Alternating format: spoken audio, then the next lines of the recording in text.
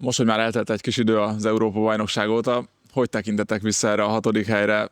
Csalódás vagy büszkeség van bennetek? Bennem csalódottság egyáltalán nincsen.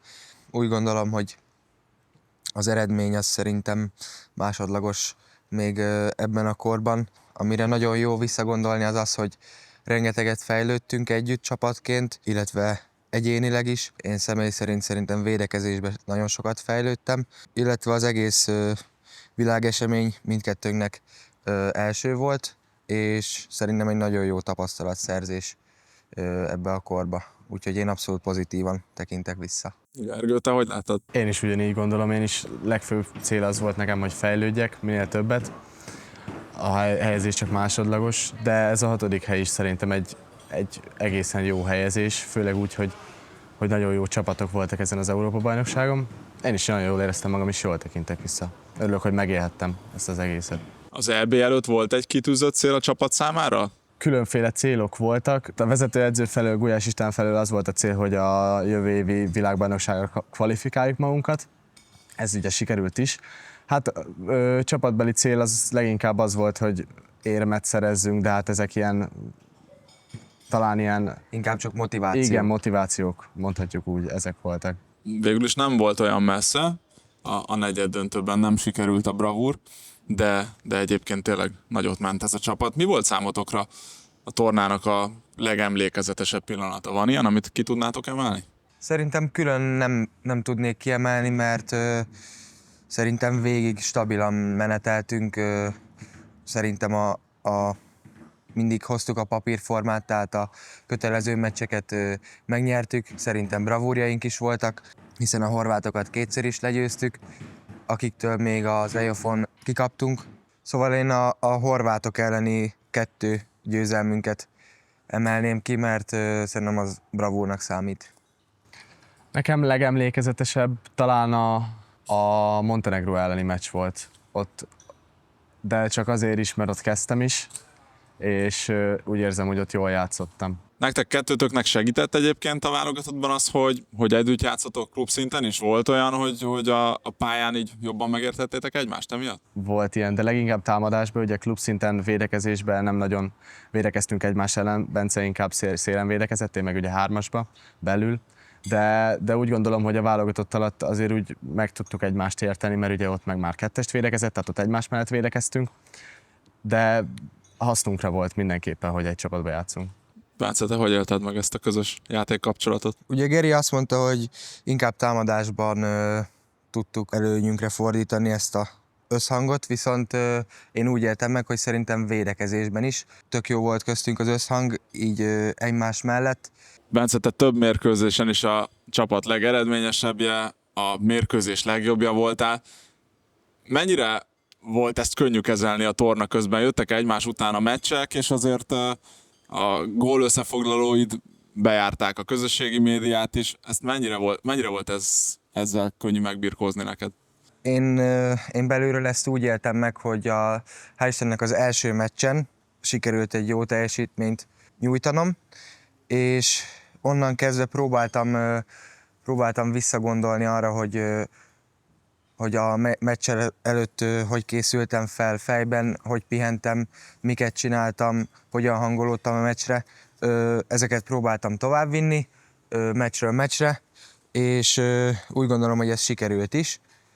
Tudtam hozni egy stabil teljesítményt, szerintem stabilan játszottam az egész tornán. Ezeknek a díjaknak csak örülni tudok, mert ez egy plusz motiváció. Akkor az nem zökkentett ki, hogy ekkora figyelem irányult rád a közösségi médiában is? Nem zökkentett ki. Melyik teljesítményedet emeled ki a tornáról? Van ilyen? Van olyan meccs, amire azt mondod, hogy az volt a legjobb?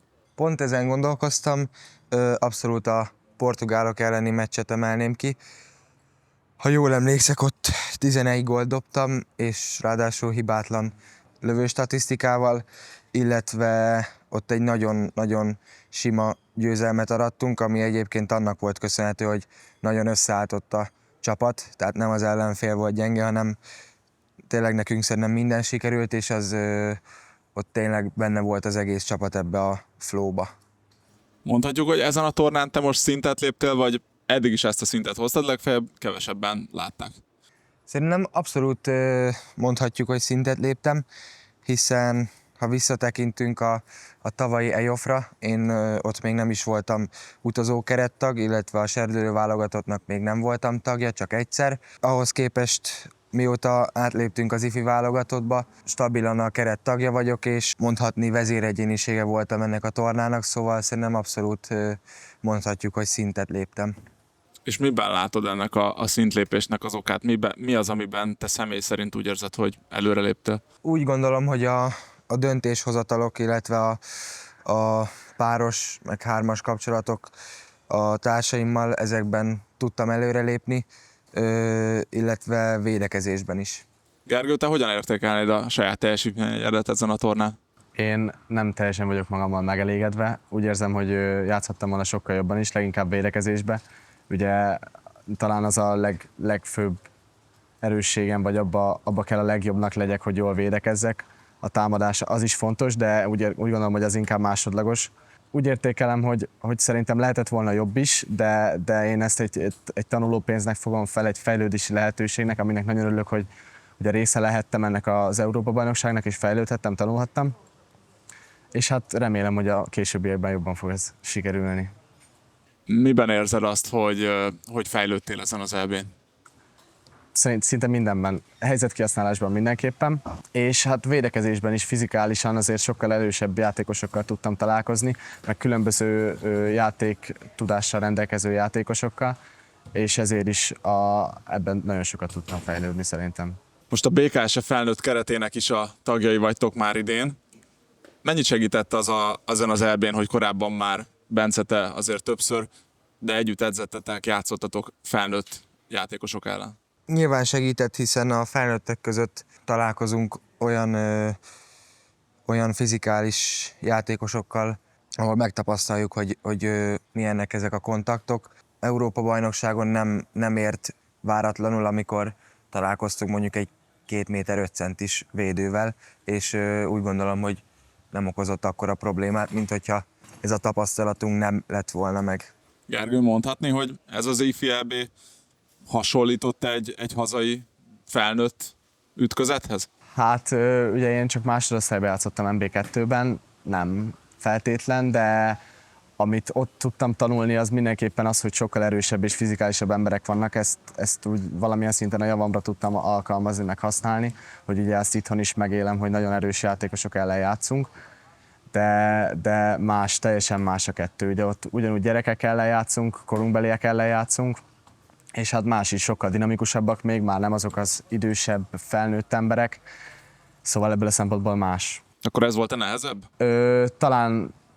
Talán igen, ez nehezebb volt, igen. Miben kell még a legtöbbet fejlődnötök szerintetek, hogy stabilan a felnőttek között is megálljátok a helyeteket? Én úgy gondolom, hogy fizikálisan rengeteget kell, még nőnöm kéne, de ezen sajnos nem tudok befolyásolni, erősödnöm kéne sokat, illetve hát a védekezésen minél stabilabbnak és kiegyensúlyozottnak tudjak lenni. Egy adott szint alá nem akarok már esni. Bence, neked miben kell még a legtöbbet fejlődnöd? Amiben a legtöbbet kell fejlődnöm, az biztos, hogy a védekezés, hiszen én itt a válogatottnál kezdtem el igazából 2-es pozícióban védekezni, ami elengedhetetlen itt a felnőtt csapatnál is, ahhoz, hogy minél több percet tudjak a pályán tölteni. Mennyit vett ki belőletek ez az Európa-bajnokság, akár fizikálisan, akár mentálisan? Ilyenkor mennyi idő kell ahhoz, hogy teljesen újra feltöltődjetek? Hát rövid távon biztos, hogy sokat kivett, hiszen azért mégiscsak a többiekhez képest mi már sokkal hamarabb elkezdtük az alapozást, illetve a verseny is nagyon megterhelő volt, mert három nap alatt 2 meccset játszottunk, és ez így ment végig. Viszont hosszú távon mindenképp egy nagyon jó tapasztalatszerzés volt, amit szerintem el tudunk magunkkal vinni mind a ketten. Igen, én is igazából Bencével egyetértek, tehát hogy ugye az, hogy mi előbb kezdtünk, de ettől függetlenül szerintem ez sokat hozzá is fog tenni az idei szezonunkhoz, hogy ott tudtunk már csak az alapozó időszak is, hogy a válogatottal tudtunk alapozni. Ez nagyon jót tett nekünk szerintem. Mik a céljaitok a következő idényre? Nekem a célom természetesen az, hogy én is be tudjak mutatkozni a felnőtt csapatba, de a rövid távú céljaim leginkább az, hogy minél többet fejlődjek, erősödjek, fizikálisan fejlődjek, és hát ezt a javamra tudjam fordítani. Nekem célom továbbra is a válogatott kerettagja maradni, illetve itt Füreden a felnőtt csapatnál szépen fokozatosan szeretnék magamnak játékperceket kivívni. Köszönjük szépen, és sok sikert kívánunk ezt. Köszönjük Köszönjük! szépen.